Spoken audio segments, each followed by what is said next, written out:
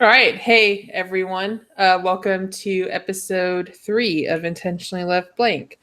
Um, it's a podcast about pretty much anything.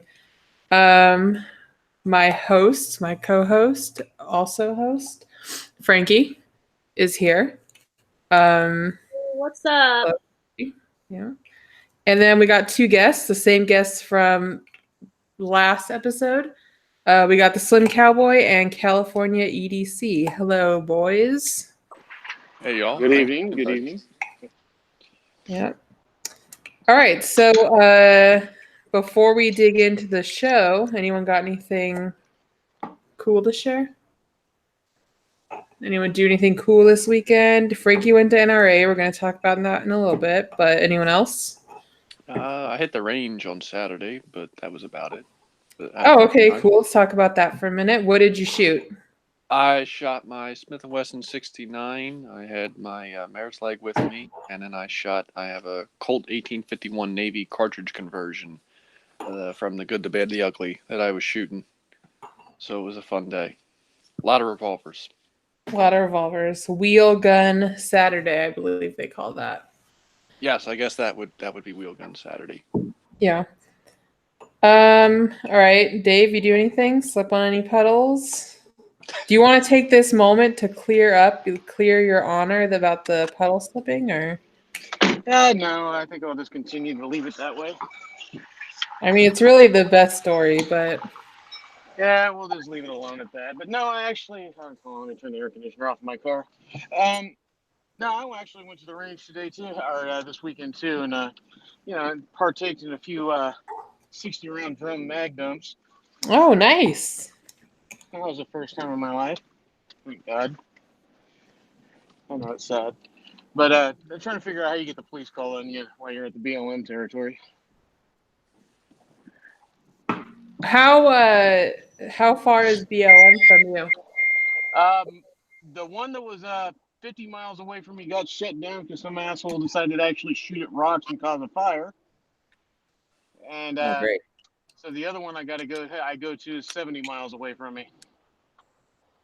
Oh, I mean that's not super bad, but that's about how far it is from me too.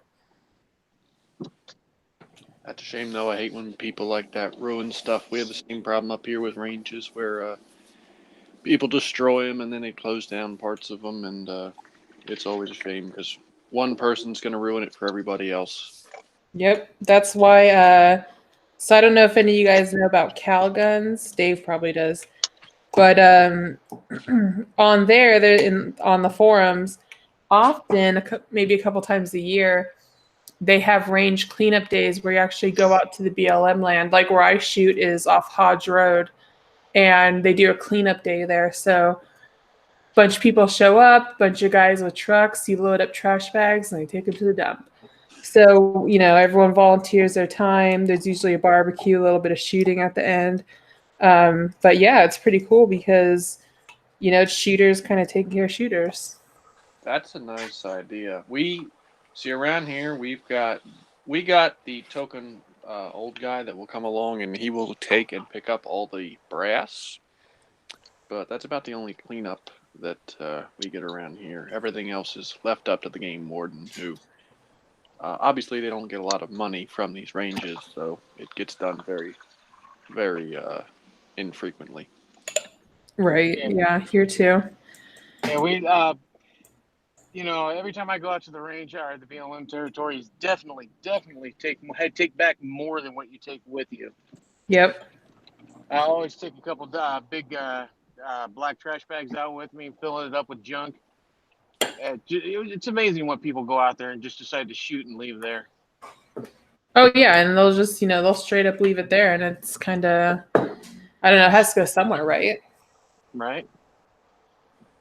But yeah, I do the black trash bag thing too. I throw it away at a gas station on my way, so I use their dumpster space, but whatever. It works.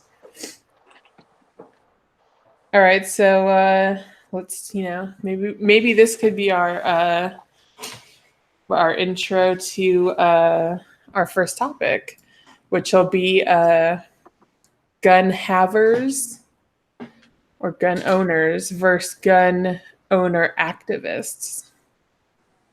So what we mean by that is the guy that, he owns a shotgun, but he doesn't really vote. He's not aware of any kind of, any two-way battles or anything that changes, whatever. He doesn't care. He doesn't know which of his politicians are pro two-way. It doesn't really affect him. He doesn't care. Elmer. Versus what? Elmer. Yep, that is a classic Futterino. But compare that to somebody who I mean, you could be even as low level as you're just an NRA member and read the little bursts they put out around election times about who's 2A in your area. Or you yourself go to rallies and donate all kinds of money and put all kinds of effort in. So, yeah, let's talk about that a little bit. What do you guys think about, do we have more owners or owner activists? Owner activist. That's what you are. That's what we have more of. I might have me myself. I'm an owner activist, but I think we have more owners than anything. Yeah, and especially, I can't remember if this thing was just a California state thing. Oh no, it totally was. So remember that petition drive we had some years back? Yes. Yeah, and there was, so LA County has like a shit ton of guns, right? Like legal gun owners, a shit ton. And like a small, tiny fraction actually showed up to sign these petitions, and all around the state. It was just like disgusting numbers, dude. No one shows up for guns. Well, you got that one other owner too that's as a gun owner that does not want anybody to know he's a gun owner. Oh yeah, that's true. There is those. The closeter. Yep. Yeah. And those are the ones that irritated me more than the ones that are FUDs that wouldn't sign the paperwork because he didn't want nobody to know that they own guns, so they wouldn't sign the paperwork thinking that the government was going to come get them. Oh my god. Well, it's always the government. Yeah, I've run across, especially here in PA, we have a lot of FUDs. We have a lot of people that own guns, may or may not possibly carry a gun, but have zero interest in actually making sure that the ability to continue to own guns is protected. We have a lot of people around here. You'll see a lot of NRA stickers on cars, and if you try and actually talk to them people, basically you get a lot of people that think, well, I joined the NRA, so I did my part. And when you try and explain to them like certain aspects and stuff, they repeat I joined the NRA, so I did my part. Yeah, and that's, I mean, a lot of people do think that purely being a member is like, okay, here I am, I've showed up, and I'm an active participant in doing something. I mean, is that doing something? Do we think that's doing something? Me personally, no, I don't think joining the NRA does anything, but I know some people do. But the interesting thing was a few years ago in PA, I remember Never Enough Ammo started organizing that rally. In PA, we had a very poor turnout. I wasn't able to go because of work and because for me, it was, I believe, a 5-hour drive, so one way, and I just wasn't able to make it. But from what I had heard, there was maybe 30 people that turned out. It was a very poor turnout.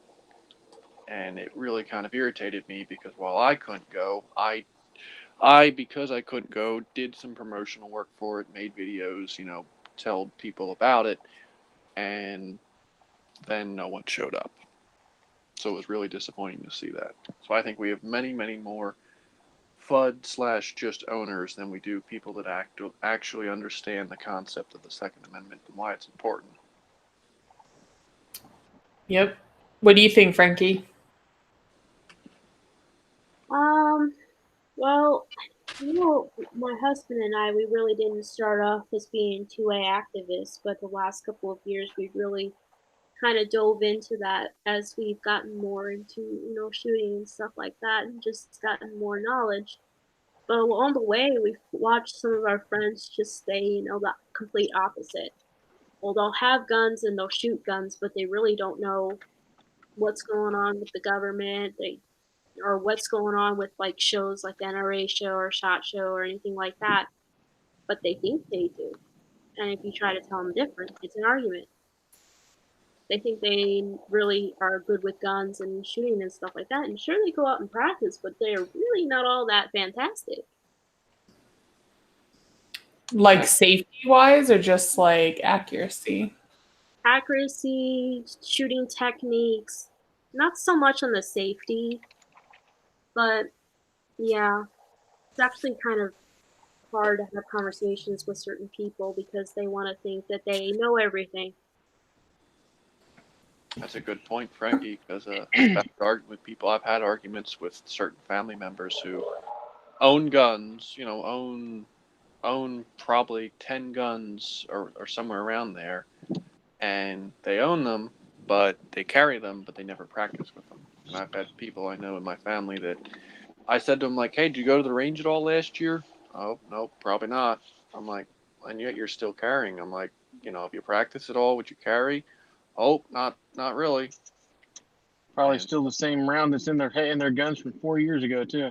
yeah, and I've said to them, I'm like, you should really get out there and practice. That's important because God forbid you need it. You need to be able to, like any other tool, you need to be able to use it properly. And those people, they don't see it as something that they need to work on or something that's important enough to them that they're willing to put in the effort to be good with it. And I think that's a lot of the problem is people might actually, they might believe in gun ownership, but they don't believe in being able to use the tool properly. Oh, so you're saying like a Like a mega FUD. training issue? Well, not even Does training. training make you a FUD? I'm not even saying lack of training. I'm saying they won't even go out to the range and put off a box of 50 every couple months to make sure that they still can shoot the gun well. Oh, I'm okay. not, Yeah, I'm I'm not even tracking. saying I'm not even saying you got to go out and train, although training is good. I'm talking about the people that they just own the gun, they have the gun with them, and for all they know, I've known people that they buy a gun, never shoot it, and then they will just carry it. And I'm like, have you even fired it? Oh no. I'm like, well, sometimes guns come shipped brand new from the factory with like a broken firing pin, right? Like for all you know, that gun's not even functional. But that's what I'm talking about. Yeah, I mean, I could see that. Well, all right, so we'll use that as our segment because Dano in the chat on the YouTube side, he said he also has a wrench, and I don't remember how that happened, but it says watching the video stream of the NRA meeting showed of those activists, 80% or so are FUDs, and maybe 20% want real change. So, yeah, so Dana's referring to this past weekend was the NRA's annual meeting. Happens every year. It rotates where in the United States it's held. This year it was in Indianapolis. And we're lucky enough to have a firsthand account because Frankie went. So Frankie, why don't you give us a rundown of the of what you saw on the show, and then we'll kind of dig into what happened at the meeting or what didn't. Okay. So, as some of you know, and some of you may not know, this was actually my first gun show going to. Not my first convention necessarily with this big of a crowd, but just like my first place with a whole bunch of booths and things to see. And boy, was it a lot.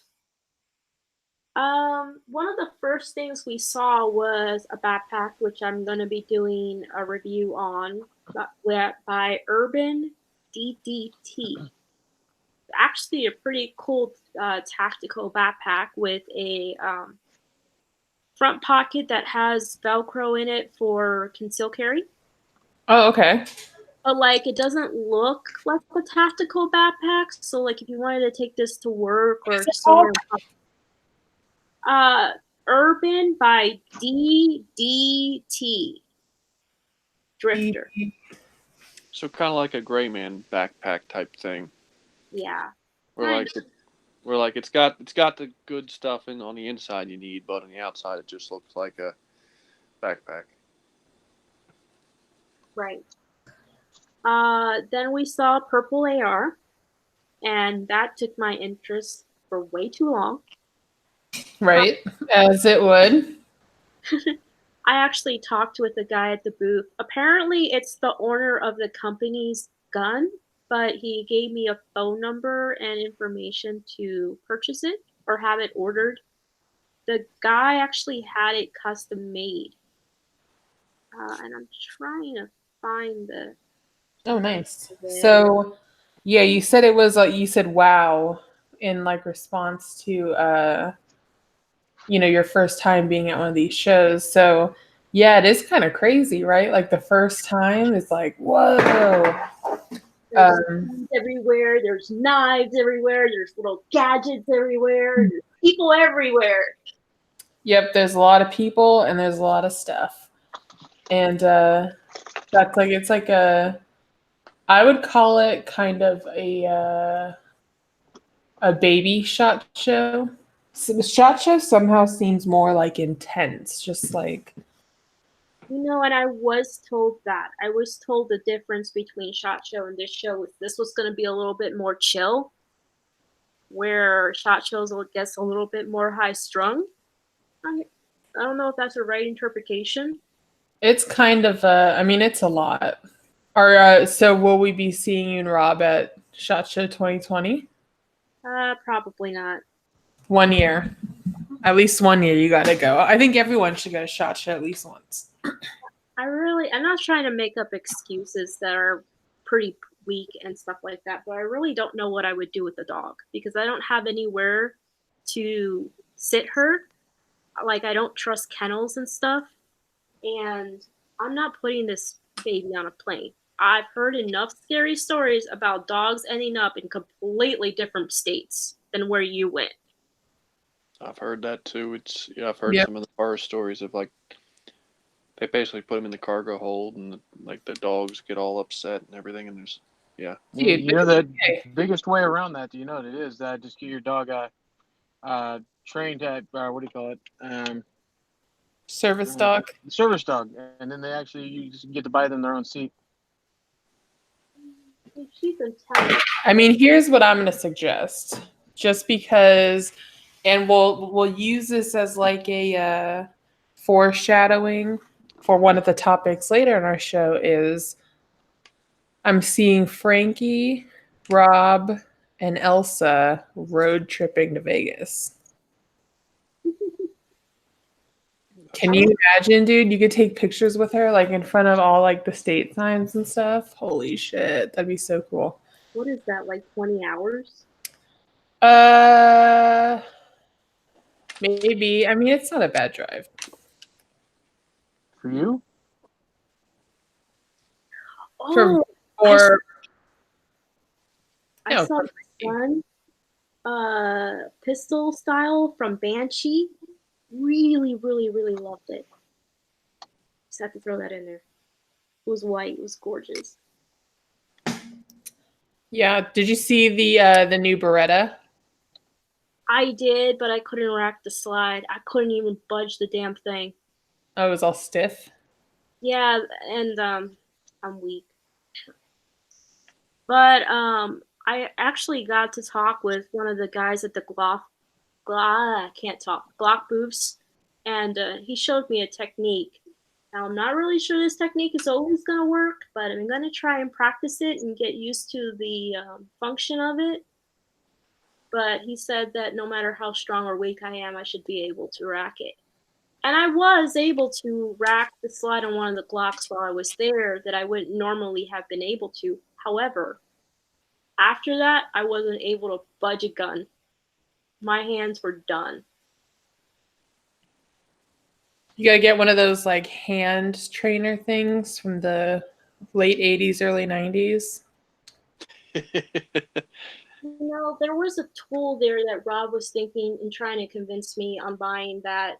It's a little plastic thingamabob where A you thigh put master it, for your hands. yeah, you put it against the top of the gun and it racks it for you as you push it down. They do I, make like slide rackers also. yeah, I wanted to buy it, but I didn't want to buy it. I wasn't convinced because I'd rather just build up the strength to be able to do it myself, or the technique, whichever came first. One day. Right. Start doing push-ups on your fingertips. You'll be good. Oh yeah, that's not a good idea. Yeah, a few hundred of them, you should be fine. But yeah, 2 days there, super sore, my feet hurt, but it was worth it. It was a good experience. And here's the big question. How much swag did you get? Oh my god, I don't even know.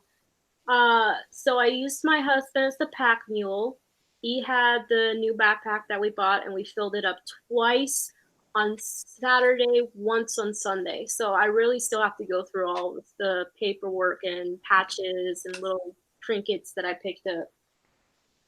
But I do have some favorite patches already. Oh, what are they?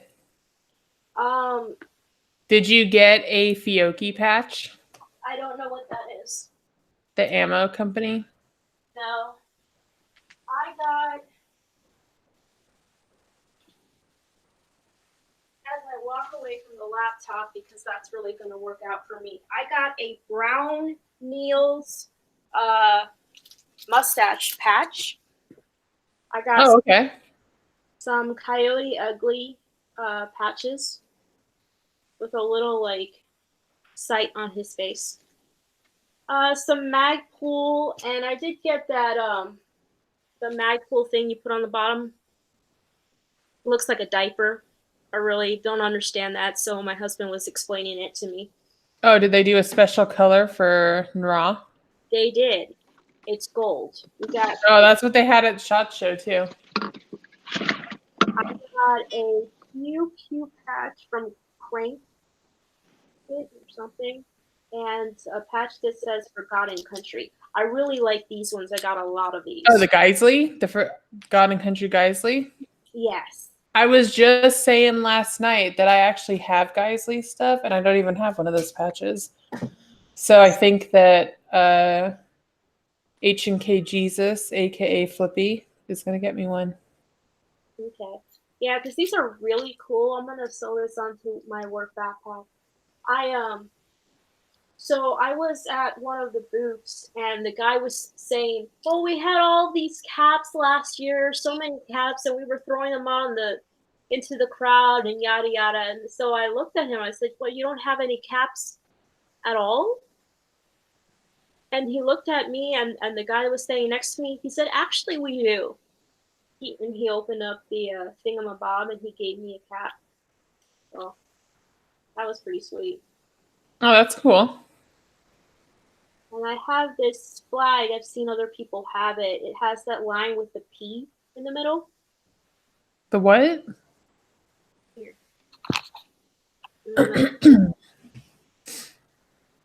Oh, okay. Cool. Who's that from? I have no idea. I just think it's cool. So, not a complete expert on everything I got, but I got a lot of shit. Yeah, that's part of the like charm of all these shows is all the swag you get. I was just saying in an off air that when I went to SHOT Show, I got like 3 patches this year's SHOT Show because I was working the whole time. But yeah, the swag is like, it's beautiful. All right, so do we have any more remarks about NRA or SHOT Show or any industry trade shows? Not really. All right, so wait, did you have something? Huh? Did What? you have something? One of you said something. No, I just groaned. Oh, okay. All right, so let's do a giveaway. Let's do a giveaway. Usually Gary wins, and he's going to be receiving one of our patches. They're almost done. So yeah. So all right, giveaway. So here we have a trivia question, and it is, who was the first to answer the telephone by saying hello? Oh, that's a good one. So if you know that, stick it in the YouTube side. We'll also be looking at the gun channel side. Maybe, probably. Yeah, I totally am. And yeah, so there's that. And then let's see, next. Okay, so now next topic is road trips. So Frankie, you're going on a road trip. Yep. So one of the beauties of hitting not shot show. Why am I saying that now? The NRA show 2 days in a row was to immediately break me in for the next event that we're going to. So next week on Friday, we are going to Gatlinburg, Tennessee for our yearly vacation. We normally go around this time of year because Rob's birthday comes up, and I love Tennessee. So I'm going to be having a lot of content for that soon. I plan on being more sore than I am this coming time around. Now, there's a hike in Caves Cove called Amber's Falls. It is one of the top 10 deadliest trails to hike up a mountain. Oh, that's kind of cool. And that's in Gatlinburg? Yes, it's actually in the middle of Caves Cove, if anybody has ever been up there. If you haven't been to Caves Cove while being in Tennessee, I implore you, go. You are missing out a lot if you don't. We went there up the mountain, and we missed the sign because somebody was having an issue with their vehicle, and a sheriff was trying to be like all superhero. But anyways, it's a 5-hour hike all the way through. My bottom of my feet pretty much was in a pain I've never felt in my life. I feel like I almost died. And you guys did, and how many miles is it? I don't remember exactly. I just know it took us 5 hours. Dang, there and back. Yeah. I'm trying not to get convinced by somebody to go back up there, but I kind of feel like that's not really going to happen, and that we are. Oh, you guys are going for round 2? Yeah. That way I can get better video for the channel. That'll be cool. I mean, you've done it once, so. This time of year, well, I kind of feel like even though I did it successfully without killing myself, that I still kind of failed at it. And around this time of the year, there's a lot of bears up there, and I've already been seeing videos from other people. So I'm excited about that possibility. So what do you get? So do you guys just do like outdoorsy things? Are you going to like Dollywood or the isn't the Smoky Mountain Old Smoky whiskey whatever? Isn't that around there? We go to Old Smoky, but I like the moonshine from Sugarland a lot better.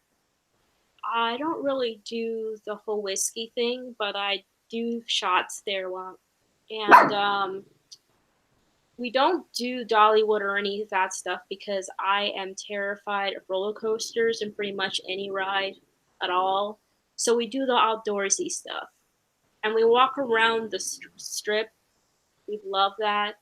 We have a new hotel now, thanks to our old hotel deciding that they wanted to charge more money and not have dogs. Oh, so now you're staying somewhere else? And it's a lot nicer. How long does it take you guys to drive there? About 5.5 hours. Oh, that's not too bad. No, not at all. when I go see my mom, it's like 11 or 12 hours. Wow. And she's having an That's, Jesus Christ, is that right outside? Oh shit, that's right outside. Yeah, so when you what was I gonna say?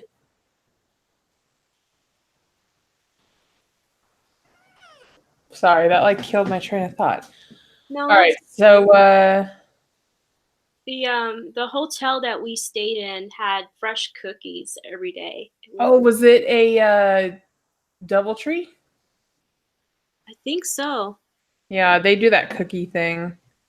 They're I stayed at one in Baltimore, and the lady's like, "Oh, do you want fresh baked cookies?" And I was like, "No, because you're a woman working at a desk. I don't want anything you're gonna give me." And then she like basically forced them on me. She's like, "Here, just take them," you know. And I was like, "All right." So then, yeah, they were good later, but yeah, DoubleTree. That's a Hilton, I believe. yeah. Yeah, those are pretty nice hotels. Very posh. So do you guys like shit, what was I gonna say? Do you rent a car or you just drive your own car or what?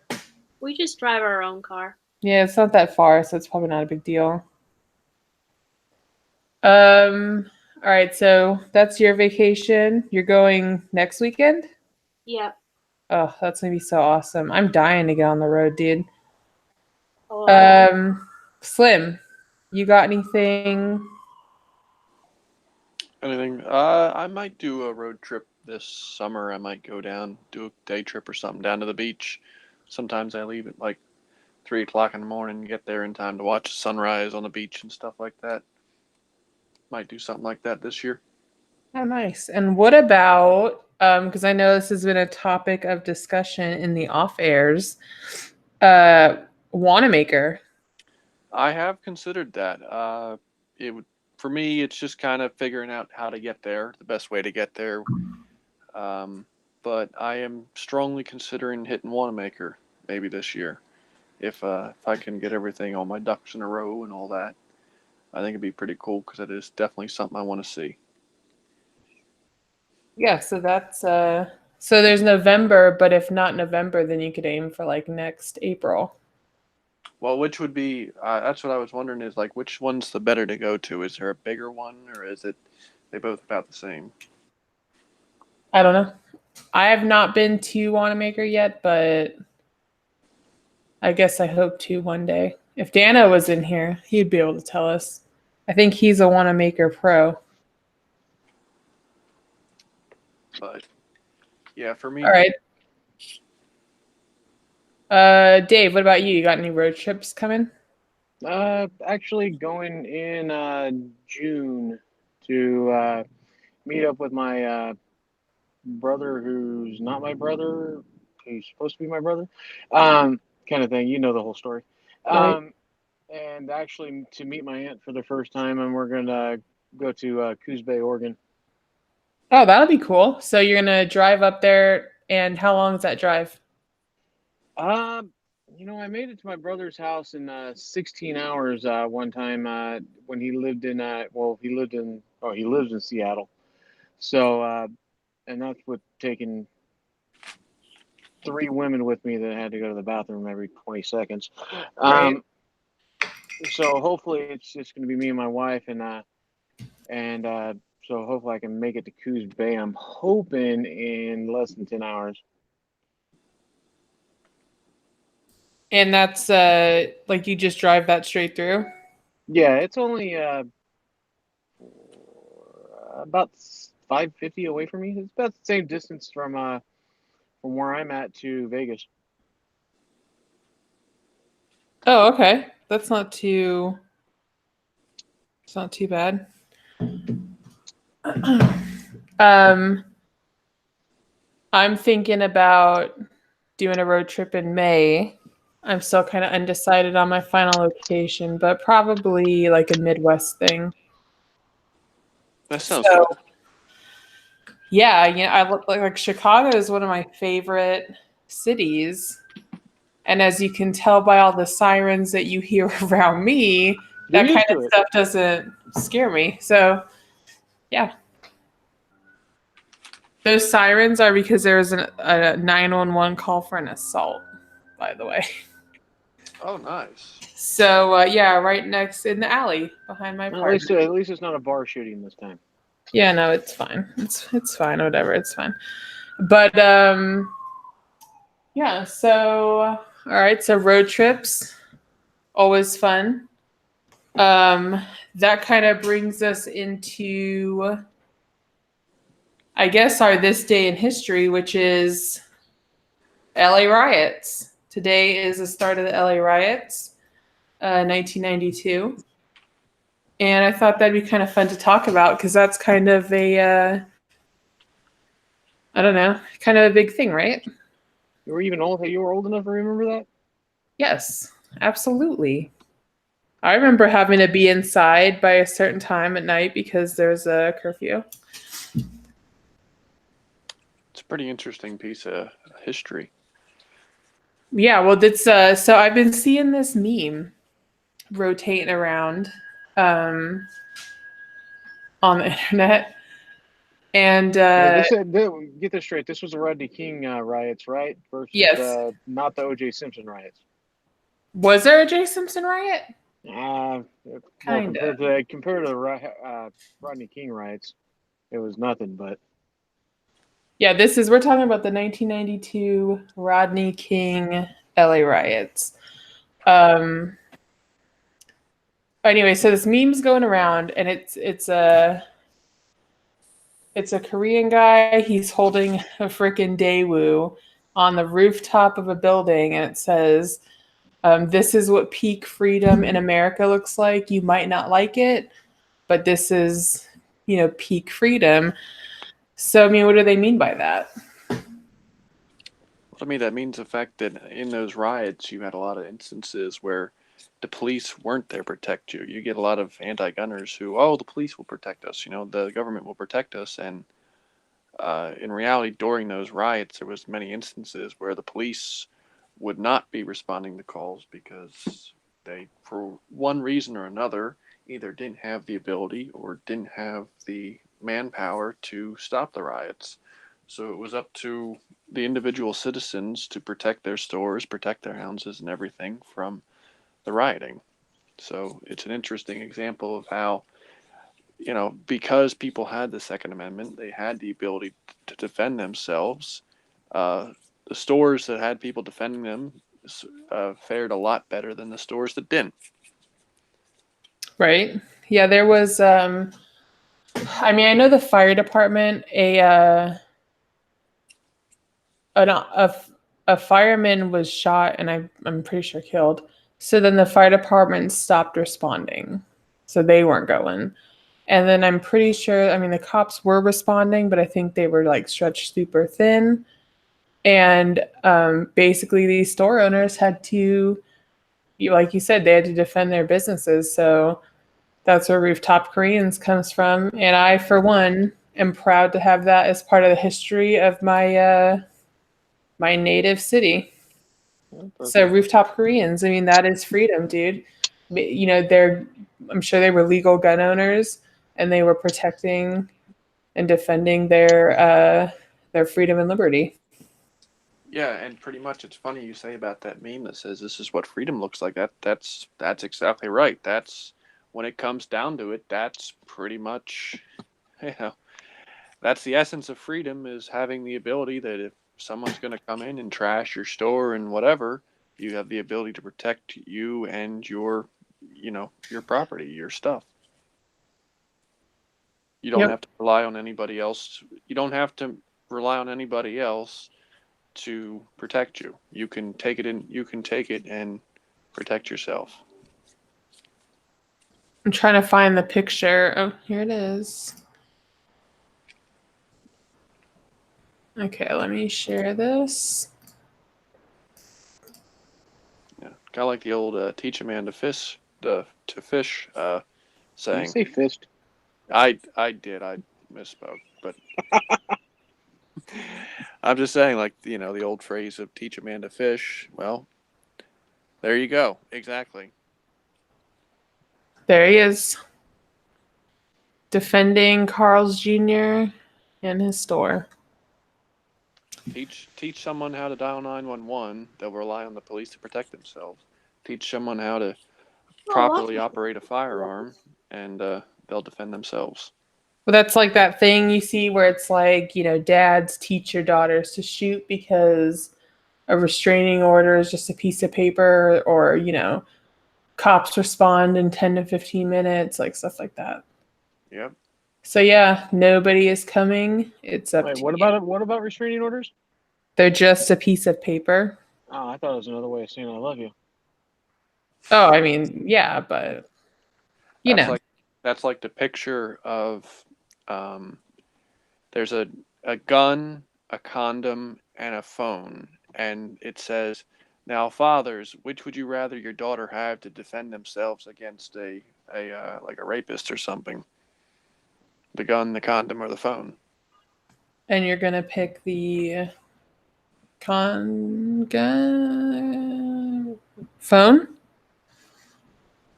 You didn't Yeah. answer. Well, now if it's a Nokia, possibly. Oh yeah, dude, that thing will last through True. anything. True. The Nokia would probably do all three at once and Okay. still have half a battery. Right? And you can play Snake afterwards. Yep. All right. Well, does anyone have anything else? Avocados are gross. Okay. All right. Well, so our fun fact. That's something we're doing now. We share a fun fact. I hate when people say fun fact though, so sorry. The 1 cent coin was made legal tender by the Coinage Act of 1864. So that's it for episode 3. Join us not next week, but the week after. And we have a couple pretty cool ideas. So, Did anybody get the answer? oh, nobody got the answer. Dano guessed. Let's see. Let me just check. Tell me nobody Googled it. No, yeah, nobody Googled it. So, I mean, that's nice. You guys are honest. All right, so we'll just have a giveaway again next episode. All right, so thanks for watching and see you next time. See y'all later.